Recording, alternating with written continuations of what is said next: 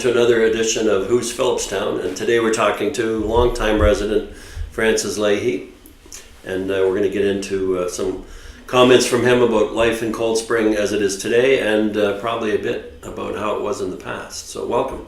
Thank you. First thing you have to tell me, I always call you Terry, you have to tell me how you get from Francis to Terry. When I was born, my father wanted to name me Terrence, and my mother and grandmother wanted to name me after my uncle, Francis. So they went out, but when I was confirmed, my sister and all the friends from school, my sister picked it up and they used to call me Terry, and then, kept going on, and then you picked up that nickname. But when I was confirmed Terrence. My name is Francis Joseph Terrence. Okay. So it does fit in, it's just a third in the line. Yeah. Does anybody call you Francis? Well, my mother was the only one that ever called me Francis. Very few people call me Francis now. Some older people that I know call me that. But, yeah. So, the first secret to divulge, where were you born and when? I was born on Pine Street in Cold Spring in November 19th, 1929. Okay, I kind of assumed you were born at Butterfield, but you weren't. No, I wasn't in the hospital. Never was in the hospital until I was in the Army. Wow. The house that young Jim Clinton lives in right now, my father built that. It was a barn in the back area. He bought the property from Glicks that owned all the way up, where Teresa Corcoran lives now? Right. And when Downey lives in that big, well, that was all the Glicks estate. And he bought property, and he bought this old barn, and he moved it up on the foundation and made a house out of it. It's still there. So I was born there. So you being born when you were, does that make you a true Springer? Yeah, I guess so. My mother and father were there they've been here since 1897. I think we can call you a Springer then. Yeah, okay. I think so. Yeah. So have you lived here all your life pretty much? Oh yeah, except for 2 years in the Army. Right. I guess one of the questions is, why do you continue to live here? Well, I love it here. I mean, I want to bring my family up here. It's a beautiful place to live. All my brothers, we all went to high school here, went to the Catholic school, graduated from Catholic school. There were 7 of us in my family, and I had 9 children in my family. And I think it's a great place to bring children up, and my own children are still trying to do that, but it's very difficult today because Cold Spring is getting out of hand with taxes and all that. It's gotten a bit more expensive. Oh yeah, unbelievable. Yeah. What do you miss most from years gone by? We'll say some aspect of the community in the past. If you could bring anything back from then, what would it be? Well, when I was growing up, and even in later life when I was married and lived here before I moved to the house I'm in now, you could go down the street and buy anything. There was an Army-Navy store here. I don't know if you're familiar with that. Yes. That's where Bob McCaffrey has his place. That was Schumann's Army-Navy store. Oh, wow. And you could go in there and buy anything. And he was a great guy. I mean, he would take care of you at Christmas time. And then there was Glick's department store where Catherine's. And there was Nate Glick had a hardware store next door to it, that one. And then it was Glick's, dry goods store. So you could buy anything. And you go down by the river, you could buy lumber. And you didn't have to go far, No Home Depot. No, there's none of that stuff. Yeah. What about today? If you were talking to somebody else who had never been to Cold Spring or Philipstown, what would you tell them is the best aspect, best thing about this community? Well, when I was, like I mentioned you before with the park, when I was growing up, it was more friendlier. Everybody was friendly. I mean, you knew your neighbors, and now people seem to move here and then they move out and they want to make changes. But in my opinion, years ago, it was a much friendlier community than it is right today. I mean, I have a lot of friends here, just like you. You came here from Canada, right? Right. And you enjoy it here, right? Oh, I do, yeah. Yeah, Lots of friends here. I became friendly with you. I just like people, and I don't mind people moving here, but I want friendlier people. You know what I mean?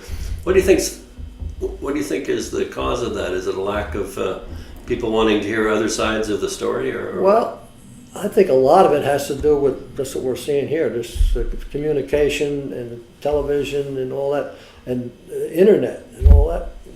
I mean, I have 2 grandchildren living with me, and they computer wise, and they go to school, and they're constantly on the internet. I mean, they have friends. I mean, all their friends come to my house all the time, but then they go on the internet, right?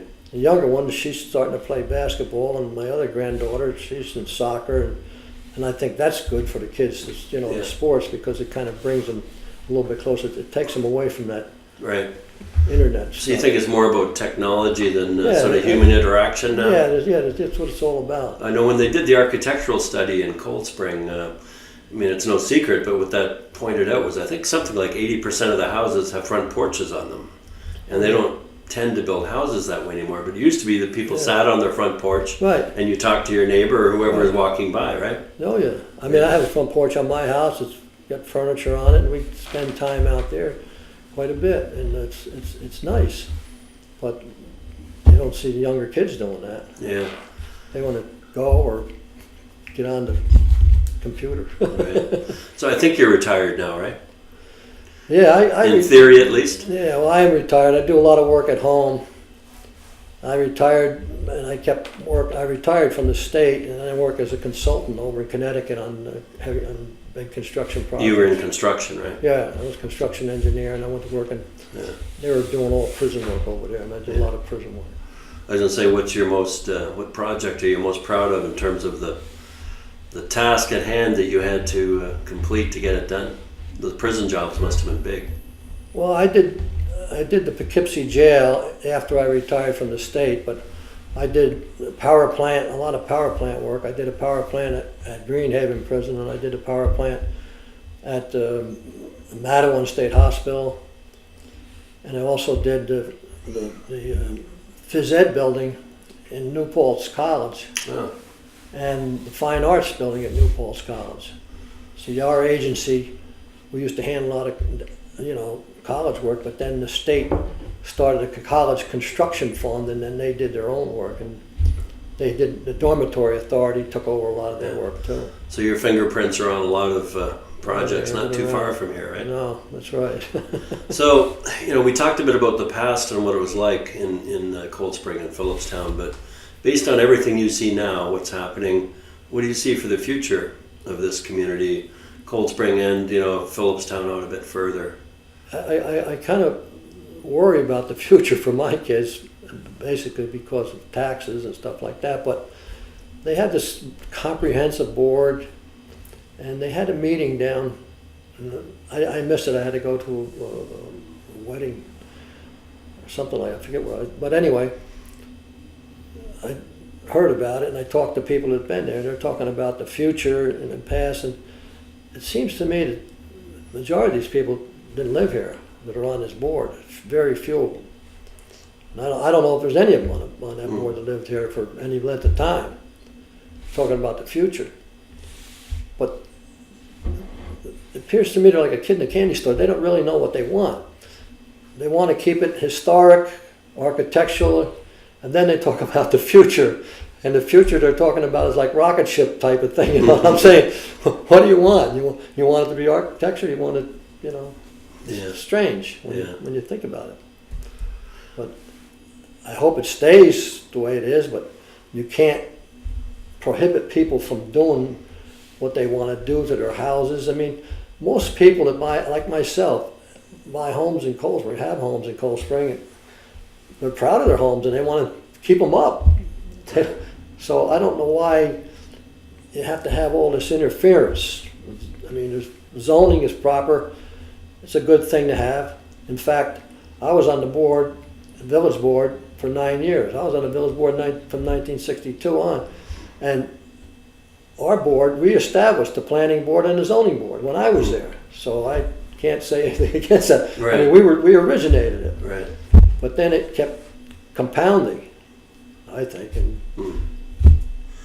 Switching gears a bit, you told me you're going to be speaking at the Memorial Day ceremony after the parade, and you served in Korea. What was your job in Korea? I was in combat engineers. What did that mean, like in real terms? What did you do? Well, you work with the infantry, you build bridges. Like we made a lot of river crossings. Like I made river crossings on the Yimjim River in North Korea. We did mainly a lot of road work, made roads so up to the main line of resistance. And actually, I was there in 51 and 52, and they started the peace talks around that time, 52, and I lasted to 53. I came home in 52. But my battalion built the Quezon Freedom Bridge for the prisoner of war. And we also built the longest fixed bridge in North Korea after they moved up, and we took down the floating bridges that we had. We built a permanent pile-driven bridge, and then we took up the floating bridges. So when you hear news stories today about North and South Korea, your thoughts are probably a bit different than people who've never been there. Oh yeah.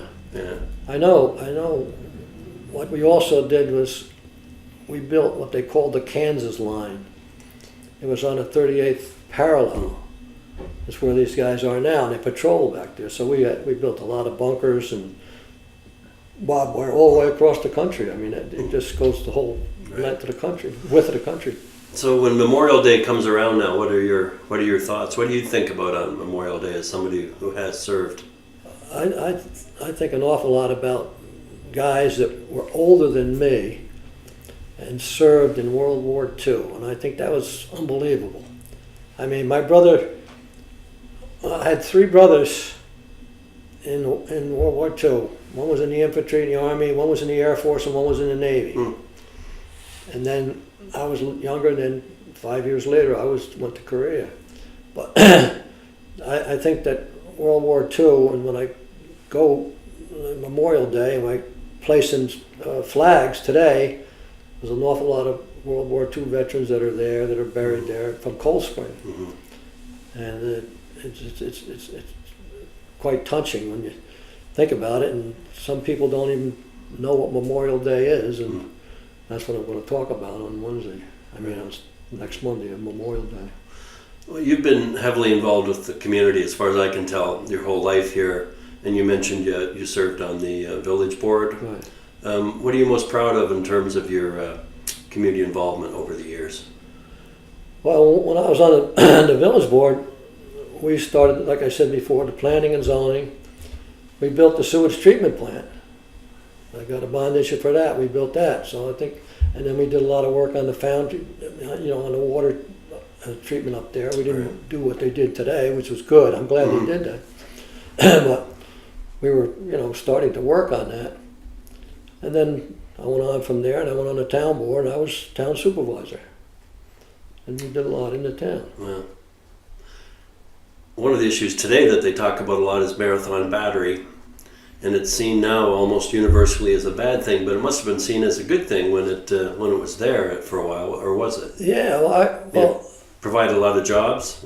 Yeah, well, when I was in Korea, it was in the 50s when they built that. I wasn't here at that time.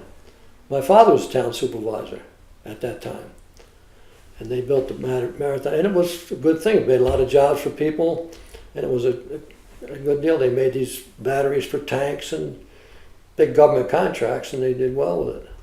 Just didn't pan out that well over That was called, time. actually, originally it was called Sonotone. Yeah.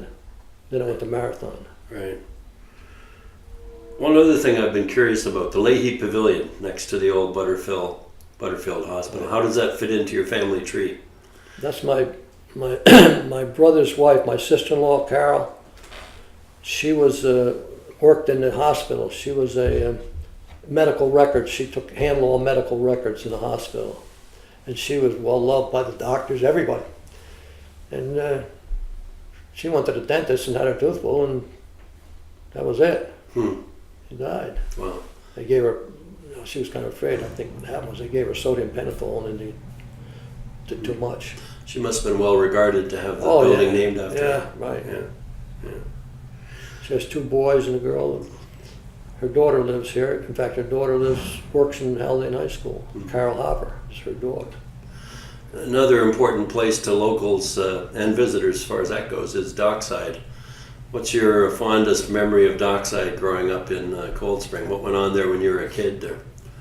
Well, when I was a kid, there was really nothing there. We used to go out there and, go in the river and swim in the river right there. And then, it was owned by GE. Really? Yeah. If you see old pictures of it, there was a slag, there was a blast furnace there.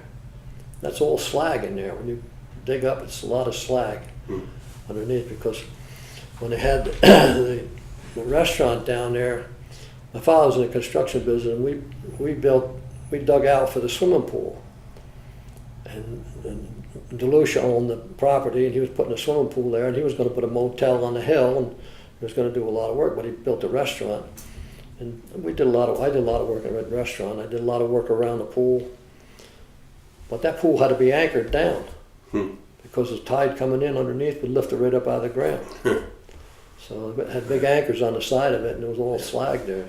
But for you as a kid, I guess the Hudson River was your swimming hole. Yeah, that's right.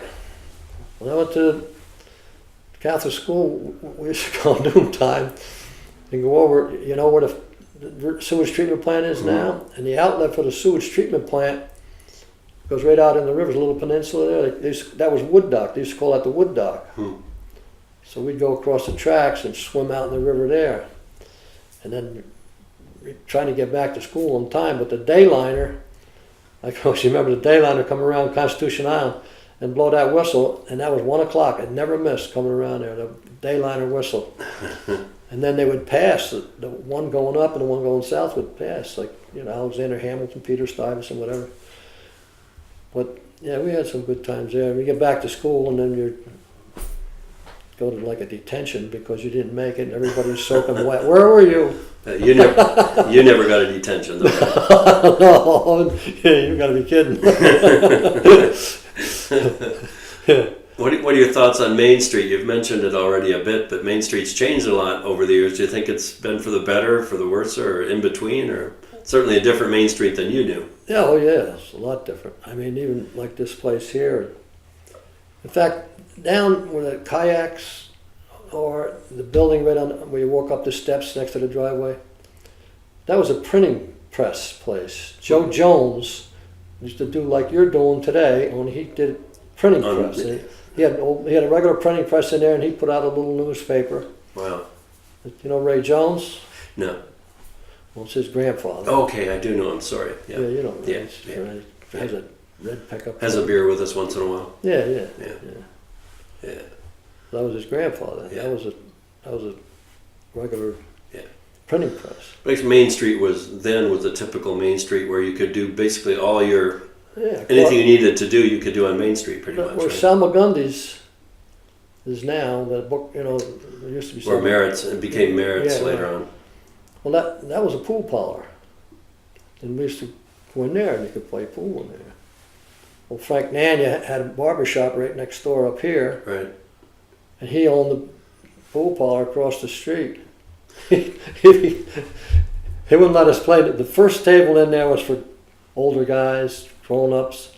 The very last table was we could play on. There's a pecking order, right? Yeah, and he'd be like this across the street, and he's cutting hair like this, and he's looking over this way because his son Raymond was younger than we were. He was supposed to be watching the place. That was a son of a gun. Had a pinball machine in there. Yeah. That was great. No pool hall now. I think McGuire's has the only pool table in the village now. Yeah, that's it. Just a pool table. Yeah.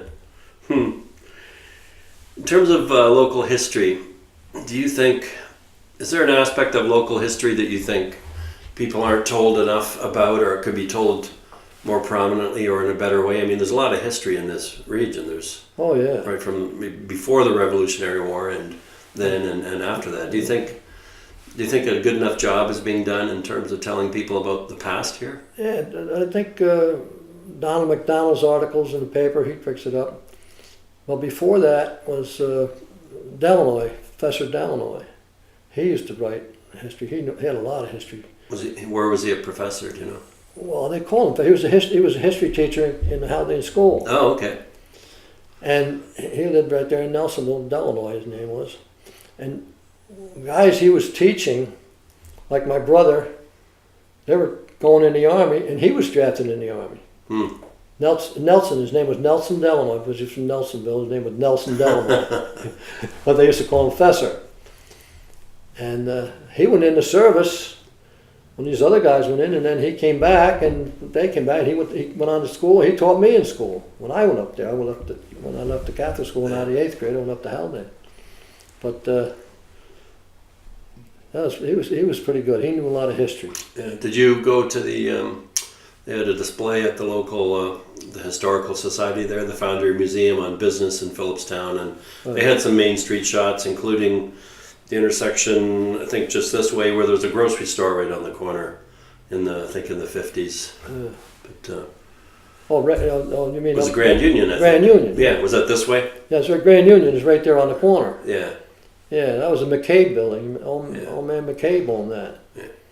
And they opened the Grand Union. The original Grand Union was up on Main Street. You know where they built the new building right there in the corner garden, and Right. well, that Grand Union was right in there. Before that, when I was real young boy, that was a post office. That was the Cold Spring Post Office. That's an issue now again, the post office. Yeah, and then they moved down here, here, and then they moved right down here across the street originally. You know where the real estate place is? Right. That was the post office. Yeah. And then they moved from there up to about a... Looks like the post office may be moving again, depending on what happens. I know, strange. It's moved around a few times by the sounds of it. But like you have an internet, I work part-time. I was a post office, I carry a mail carrier on Saturdays, and then Christmas time and vacations I did it, and during the summer I did it. I carried mail, and I even did it after I come home from the Army, and I was married. I worked Saturdays carrying mail. But there was quite a volume of mail coming in here all the time. Did it get through no matter rain, sleet, or snow? Yeah. They didn't stop. I mean, like today, it's raining too hard. We can't do that, you know. Well, I've heard bits and pieces of stories about the past. I guess maybe it was the 40s or 50s, but that there was tension between Catholics and Protestants. Was that a real thing, or is that was that exaggerated now, or what was it like It back might have then? been. I think it was a little exaggerated because, well, you mentioned the pictures up there at the Museum there. museum. Well, some of them are mine. Oh, okay. My father's working in one of them, laying block, and another one is a picture of my uncle Bert Bell, who was the village historian. He was born in Cold Spring on the corner of Furnace Street and Main Street. Did you see that picture? Yeah. Bell. His name is Bert Yeah. Bell. And James Bell was his father standing on the porch, and he's standing there. He's about 8 years old. Well, he gave me that picture. He told me he was born upstairs in that building where the shade is hanging crooked. but he knew a lot about Cold Spring, and he's quite a... Yeah. But is it true that for a while there was almost a separation within the village? I lost track of that, but I mean, another picture, what I was talking about was pictures. Right. They're coming out with another one, and they show the Italian American Club marching on Columbus Day. Well, one of the men is Joe Burke carrying a bat. And they said that he was carrying a bat like to protect the guys because it was they were going through Nelsonville, and it was Everybody didn't appreciate the parade, I guess. yeah. Well, when I was in high school, I belonged to the Knights of Columbus, and we had field days, right? You talk about, getting along. We got along with the school.